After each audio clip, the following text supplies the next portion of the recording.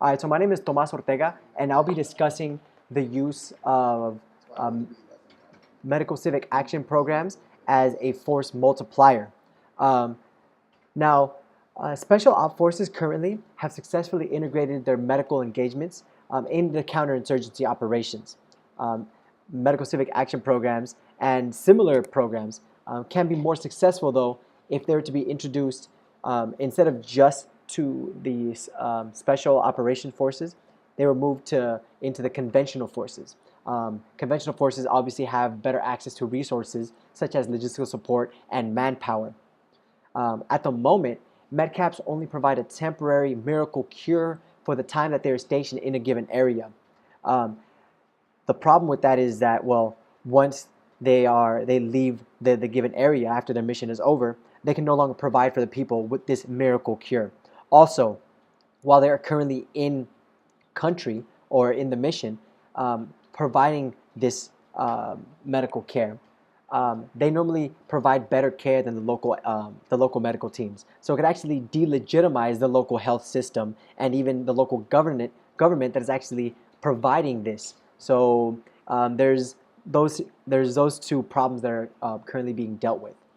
Now, the conventional forces, they would be able to help in three ways. The first is they obviously have to talk frequently with local health personnel to address the local community's needs. They would be engaging with the leaders in the health sector, which are already providing some form of care. The reason for this is because there are different needs to the various communities, and unless they know exactly what it is they need help with, it really wouldn't matter how big their operation is.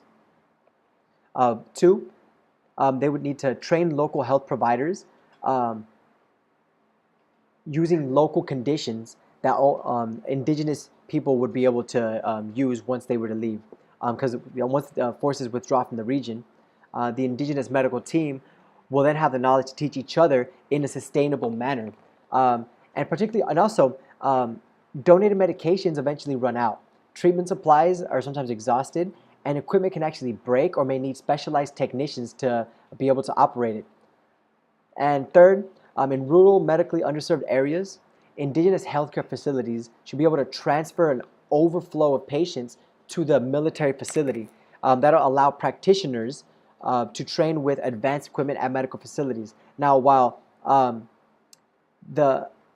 the previous point we said that we should just train them to using indigenous equipment or local equipment, there is the care by the U.S. medical team can still be provided. The reason for that is that then the local can have an additional way that they can learn, and that'll be with the medical professionals from the military.